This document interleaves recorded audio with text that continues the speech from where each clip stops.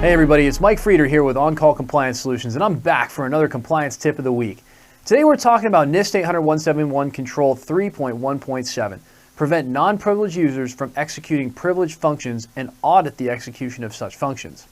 Now, if I was to give a sample answer, I might say something like the company defines what are considered privileged functions and documents these in the company user roles and responsibilities documentation. So the first step, of course, is you got to actually have that, right? We should somewhere be documenting what people should and should not be doing in the system. One place you could do that might be an IT use policy. And again, whatever it is, it should be there written in documentation or policies. The company configures laptops to send all logs, including privileged functions, to the SIEM system for analysis and alerting.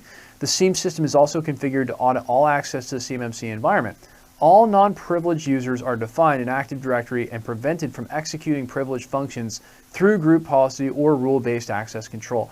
Now, if by somehow you've gotten to this point in our videos and our compliance tips and you still have no idea what a SIEM system is, I'll tell you just a little bit about it. I'll take a little moment to do that. It's a security information event management system. And you know what it does is it actually takes log files from all of your critical devices, your computers, your servers, your firewalls, network devices that are managed.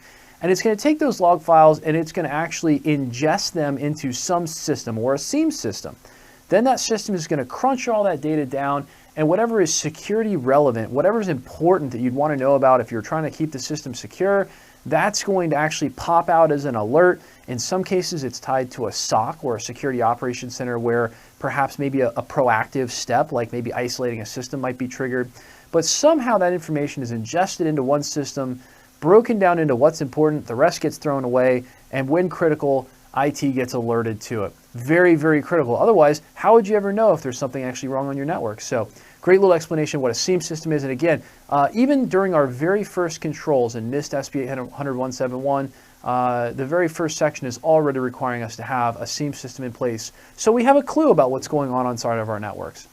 So, two big takeaways here. One, auditing the execution requires a security information event management system. Already talked about that. And number two, you have to have a system of some kind documented that's going to prevent the execution of privileged functions. Hey, it could be group policy, it could be a written policy, it could be a lot of things. But in other words, not every computer should just have wide open admin access to all users, especially if all they do is answer the phones and check email. If they don't need those higher level permissions, for example, to install software, they can't have it, not allowed.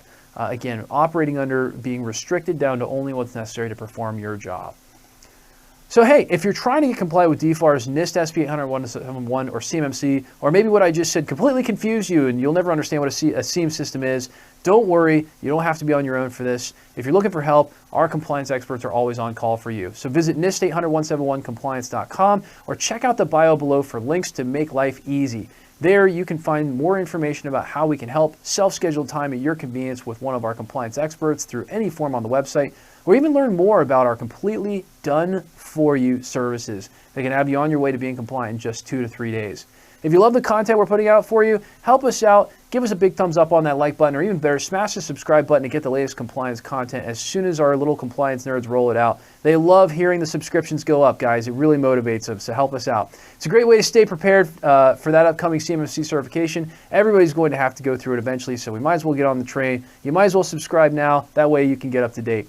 So until the next compliance tip, my friends, stay safe and secure out there. Hit us in the comments below to let us know what you'd love to know more about when it comes to information security and compliance, and we'll see you on the next one.